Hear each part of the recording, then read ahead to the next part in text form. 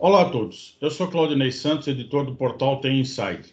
Nessa edição do Tem Inside Talk, nossa entrevistada é Natália Bertucci, coordenadora nacional de startups no Sebrae.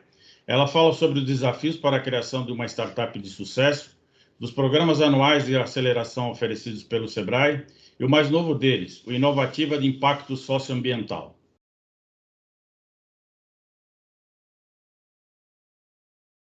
Tudo bem, Natália? Eu gostaria de agradecer a sua participação no podcast do Tem Inside Talk. Natália, qual a avaliação do estágio que você faz no mercado de startup no Brasil, né? Quais os pontos que você considera positivos e negativos? Certo. Bom, o mercado de startups no Brasil, ele tem evoluído muito nos últimos anos, né? A gente tem aí, desde 2010, mais ou menos aí, começando a ouvir surgir as primeiras startups. Nesse decorrer, o ecossistema como um todo, como a gente chama esse universo, tem amadurecido bastante, surgindo aí diversas aceleradoras, fundos de investimento, parceiros, grandes empresas que passam a olhar mais para esse público, o próprio governo e tudo mais. Então, o mercado, de forma geral, tem amadurecido, e esse amadurecimento do mercado também se reflete no amadurecimento das próprias startups. Prioritariamente, quando a gente vê aí em questão de percentuais, por motivos óbvios, a gente ainda tem startups mais na fase de ideação. Por que isso? Porque as startups, elas têm, eu falo assim, que tem isso no DNA delas, elas surgem e morrem muito rápido ou elas crescem muito rápido. Então, isso é normal, isso faz parte da criação de uma startup, que é exatamente você validar o seu negócio, ver se a sua ideia faz sentido e ver se está funcionando. Se não fizer, se der para corrigir o curso, pivota, se não, é fechar mesmo e partir para outro. Então, isso está no DNA das startups, então, proporcionalmente, a gente tem mais startups no que a gente chama de fase de ideação, que é exatamente essa fase onde vai lá e valida o negócio e tudo mais. Mas a gente vê cada vez mais que aquelas que passam por essa fase, elas tendem a sobreviver por mais tempo. Então, a gente já tem aí um grande número de startups aí na fase de operação, e já tem várias startups no país que têm olhado aí para internacionalização, já estão numa fase mais de scale-up. Então, assim, o amadurecimento tem vindo aos poucos, mas a gente tem visto, principalmente nos últimos 5 anos, um crescimento bem maior aí, amadurecimento tanto das startups como do mercado como um todo. Com a sua experiência, né? Quais as principais dificuldades que passam as startups, né? Entre a ideia original, entre a ideia de criação e um projeto viável? Olha, a gente tem algumas aí que a gente pode citar. Eu acho que a primeira delas é um problema do próprio o founder, né? A pessoa que tem a ideia da startup, de se apegar muito à ideia e não, muitas vezes, enxergar os sinais do próprio mercado, não passar pela fase de validação, de ver se a ideia faz sentido, se está funcionando. Então, a gente brinca assim, ele se apega à ideia e não faz essa fase de pivotar, de mudar essa ideia. Então, esse eu diria que é um erro bem comum. Outra dificuldade muito grande assim que a gente está falando de um país onde ainda tem uma série de burocracias para você abrir uma empresa, para fechar uma empresa, questão de impostos e tudo mais. Startups ainda também é um tema que atrai muitos jovens que não têm tanta maturidade em empreender, em ter negócios, então ainda acabam sofrendo um pouco por essas questões burocráticas no país. Também, quando a gente fala em startups, a gente está falando de novos modelos de negócios, e novos modelos de negócios que muitas vezes não tem uma legislação por trás prevista para esse novo modelo de negócio. O próprio país mesmo, as novas leis, como Inova Simples, como o Marco Legal de Startup, são todas muito recentes, várias delas foram aprovadas, mas ainda não estão sendo aplicadas na prática. Então, assim, eu falo que nós, enquanto país, estamos evoluindo junto com as startups. E isso, inevitavelmente, como todo mundo, quando está abrindo novos caminhos, acaba sofrendo um pouco mais, né? Igual o irmão mais velho, que tem que convencer os pais a sair pela primeira vez. É um pouco isso. Então, as startups passam um pouco por essa dificuldade aí de estarem criando novos caminhos, um novo contexto de negócios dentro do país. Mas, com o tempo, tudo vai dando certo, se adaptando. Inclusive, tem uma pesquisa do próprio Sebrae que diz sobre a sobrevivência das empresas no Brasil, né? Que diz que 25% das empresas deixam de existir por problemas de gestão financeira e de capital de giro, né? E eu sei que o Sebrae tem uma série de iniciativas para apoiar as startups. Como é que vocês trabalham nesse sentido, de apoiar as empresas iniciais, como você falou, na questão da gestão financeira, que é essencial para que o resultado do negócio apareça, né? Certo. Hoje, focado, a gente começou a nossa atuação com startups, o Sebrae, em 2012. Hoje, a gente tem uma atuação que ela abrange todos os estados brasileiros e a gente foca, eu sempre digo que a nossa atuação ela foca em 3 pilares principais. O primeiro pilar deles é exatamente essa parte mais focada na startup em si, é preparar a startup para o mercado. E quando eu digo preparar ela, eu estou falando de todos os níveis de maturidade, como eu disse lá no começo, desde aquela que está na ideação até quem já está mais no scale-up. Hoje a gente atende mais ou menos em torno de 12 mil startups por ano, só que aí quando eu falo startups, eu estou incluindo também os da fase da ideia, ou seja, aquelas que não estão formalizadas, que tem várias pesquisas que mostram que a gente tem em torno de 15 mil ativas no país, só que essas 15 mil são com CNPJ. Então, a gente tem ali uma base mais ou menos de uns 12 que a gente atende por ano, mas em torno de 10 mil, 8 a 10 mil, são empresas informais que ainda estão na fase da ideia e estão nesse processo de formalização. Então, grande parte do nosso público é esse.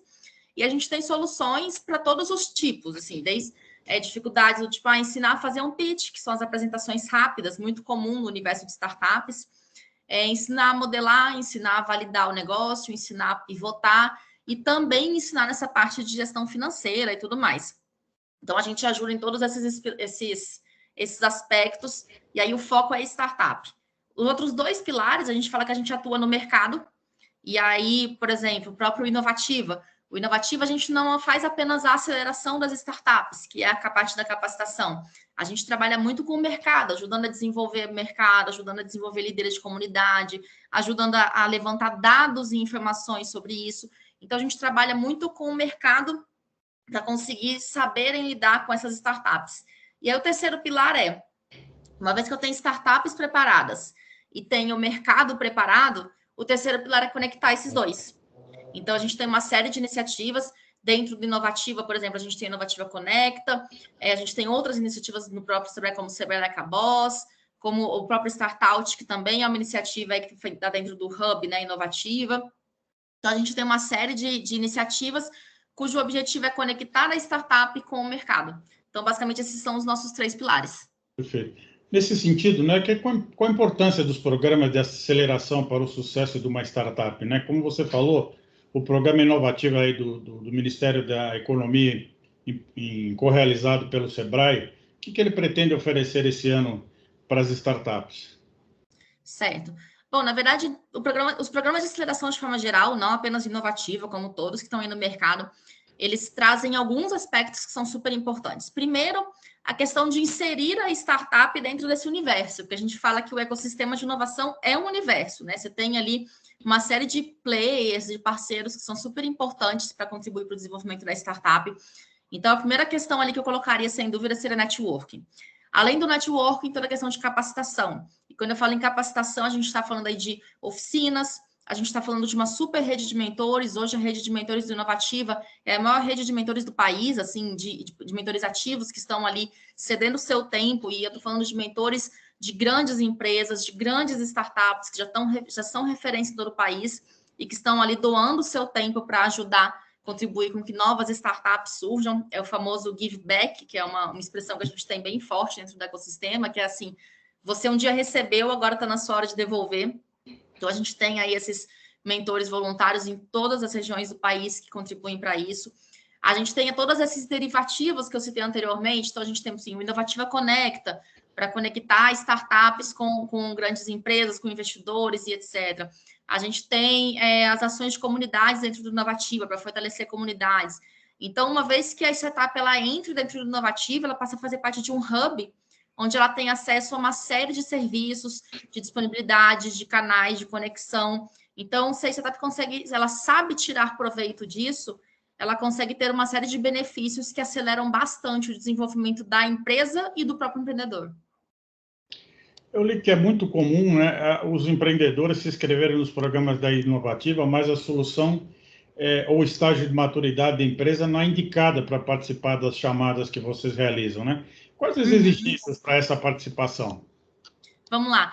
Na verdade, assim, a gente tem diferentes programas dentro do Hub Inovativa. A gente tem, por exemplo, o Ideias, a gente tem o Inovativa e a gente tem o Startout. Vou citar esses 3 porque eu acho que eu consigo diferenciar de forma prática um pouco essa diferença.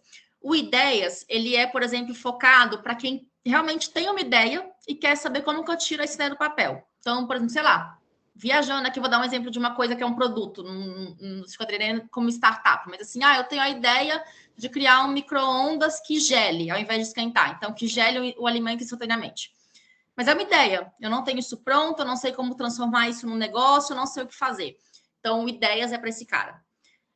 Não, eu já tenho aqui, já criei o meu produto, ele já existe, o meu micro-ondas, com outro nome, né? Ele gela aqui rapidinho, mas eu não sei como que eu levo ele para o mercado. Ele já está validado, ele funciona, eu tenho minha solução, mas eu não sei como que eu transformo isso num negócio, eu não sei como que eu levo isso para o mercado, como que eu me conecto com outras pessoas, como que eu dou escala para o meu negócio e etc. Aí é o inovativo, ou seja, ele está ali desde quem já tem uma solução e está ali começando a operação do seu negócio, como inovativa também não, eu já tenho uma empresa, já tenho meu micro-ondas, eu já produzo, já tenho produção em escala, eu estou procurando aumentar o mercado. Hoje eu só estou em São Paulo, eu quero ir para o restante do país.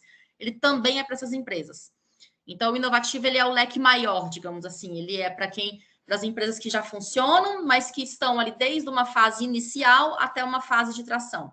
E a gente tem o terceiro pilar, por exemplo, que é o Startout, que ele já é focado em empresas que têm uma atuação fixa, assim, fixa não, me fugiu a palavra, mas assim, já tem uma atuação firme dentro do país e estão olhando agora para o mercado internacional. Então, com esse exemplo, eu acho que eu consigo delimitar bem assim, que a gente, quem está se inscrevendo, quem tem a empresa, sempre tem que olhar o perfil do programa de aceleração e ver se faz sentido para o que a startup dele precisa naquele momento. O inovativo, especificamente, não trabalha com nenhum segmento específico. Tirando, a gente tem duas vertentes, a gente tem o Inovativa Brasil e Inovativa de Impacto Social. O de impacto social, sim, foca em negócios de impacto social e ambiental, mas a gente só tem esses dois recortes, digamos assim. A gente não olha, por exemplo, não, só para agronegócios ou só para health techs. A gente trabalha com todos os segmentos. Algumas aceleradoras no país olham para segmentos específicos. Outras, por exemplo, a Hards da Darwin, só trabalha com hardware, que é produto. Esse meu micro-ondas seria para o Hards, por exemplo. Então, micro-ondas para Esquimó. Exatamente. Então, assim, o ideal é que a pessoa, o empreendedor, ele conheça, primeiro, o nível de maturidade da própria empresa, para buscar programas de aceleração que atendam aquele nível de maturidade, e também entendam o próprio negócio em si, qual que é a coluna cervical do negócio, porque várias aceleradoras trabalham com segmentos específicos, então faria muito sentido também que ele buscasse esse tipo de apoio em segmentos específicos. Então, esses seriam os principais pontos de observação, sem dúvida. Você já tem uma previsão de quantas startups vocês pretendem acelerar esse ano, né? E tem alguma verba prevista para isso? Vamos lá. A gente não repassa o recurso para startup no final, mas sim, a gente destina aí entre Sebrae e Ministério da Economia, a gente tem mais de 10 milhões por ano destinado ao programa. Em relação aos números, esse ano é o ano que a gente pretende aí fazer a maior quantidade de atendimentos no Inovativa. A gente tem dentro do Hub Inovativa previsto mais de 1.400 atendimentos, mas aí eu vou focar especificamente no Inovativa, que estão com as inscrições até abertas no momento, apesar que eu sei que aqui a gravação fica perene, então eu até vou situar, hoje é dia 23 de fevereiro de 2022, já que está sendo gravado, eu sei que ainda demora uns dias de edição para lançar e tudo mais, mas acho importante a gente fazer quando terminam as inscrições? As inscrições vão até dia 10 de março, se não me engano. Mas para essa edição agora, a gente está prevendo 380 startups no Inovativa Tradicional, Inovativa Brasil, que é aquele que eu falei que não foca em nenhum segmento, e mais 40 startups para serem selecionadas para o Inovativa de Impacto Social e Ambiental. Então, para o primeiro semestre, para a primeira chamada desse ano, a gente prevê aí 420 selecionados. E ainda teremos outra chamada no segundo semestre, que geralmente a gente abre as inscrições ali final de julho, agosto, a gente vai ter aí outro ciclo de inscrições.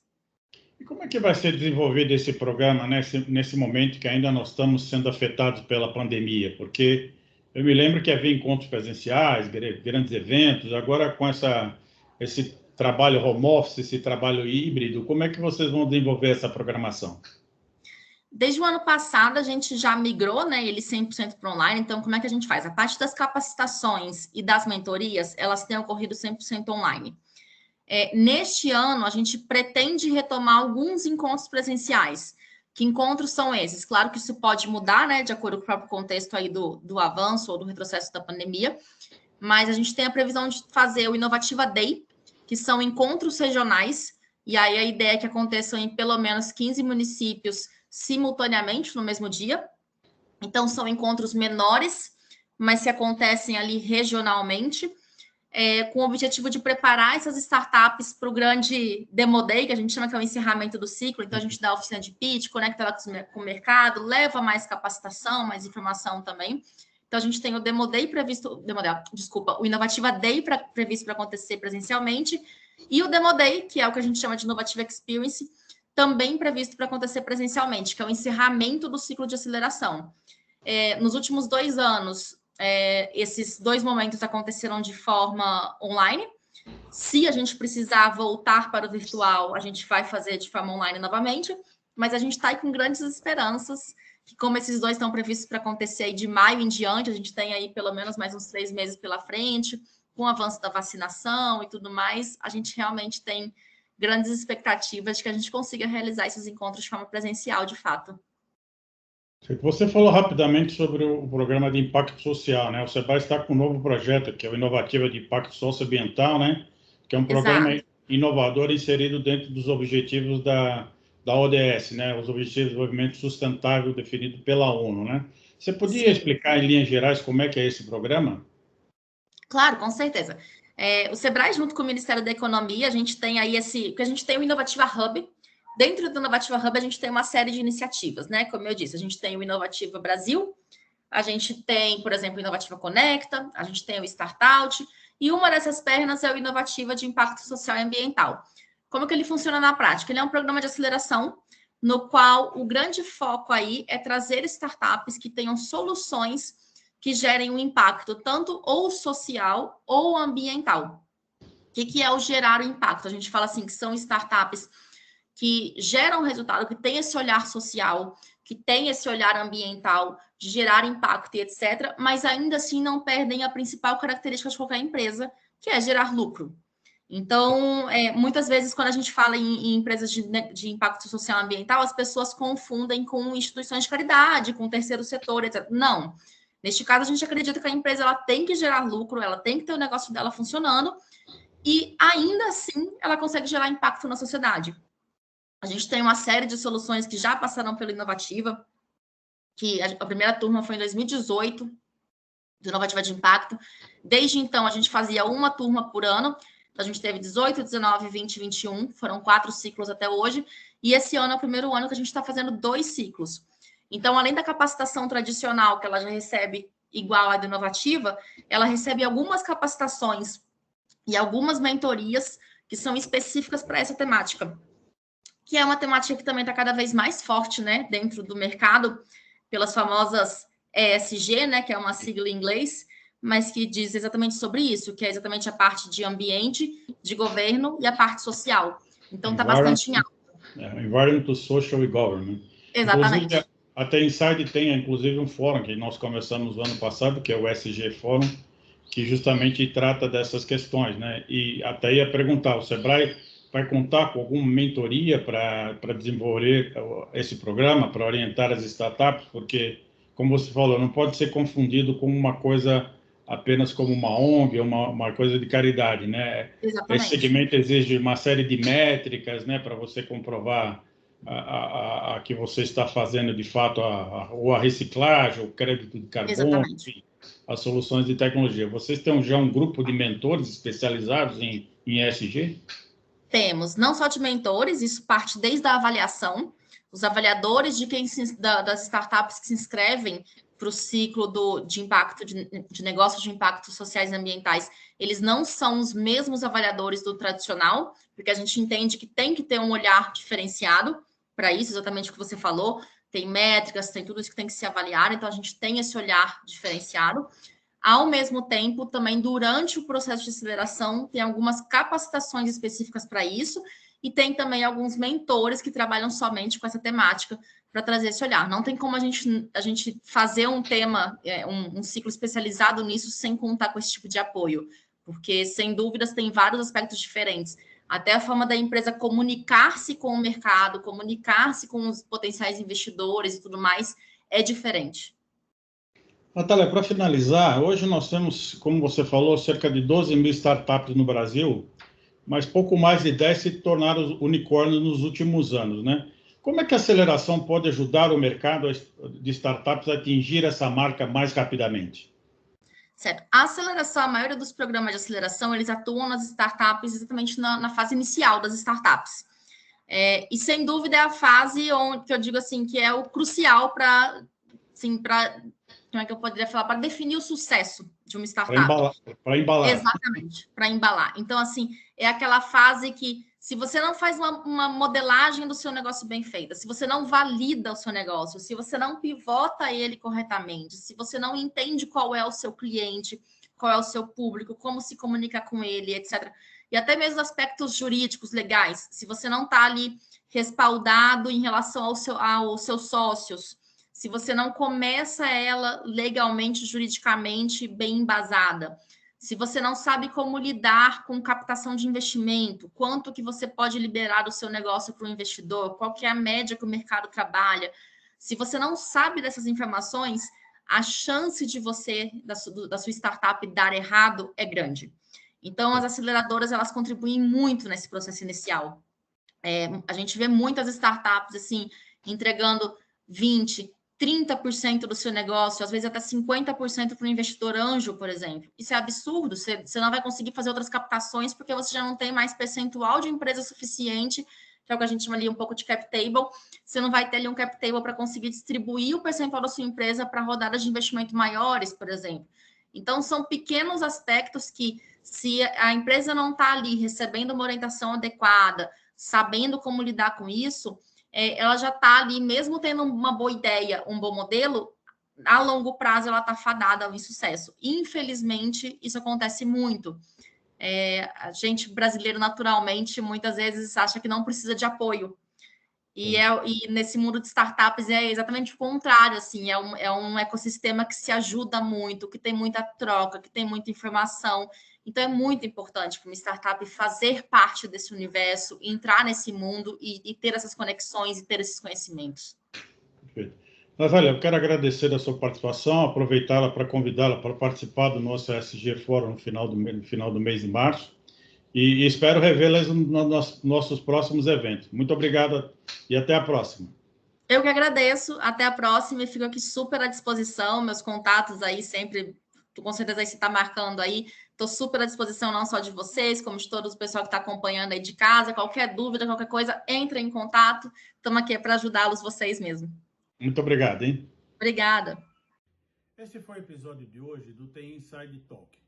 Para não perder nenhum episódio, se inscreva no canal e ative o sininho de notificações aqui embaixo.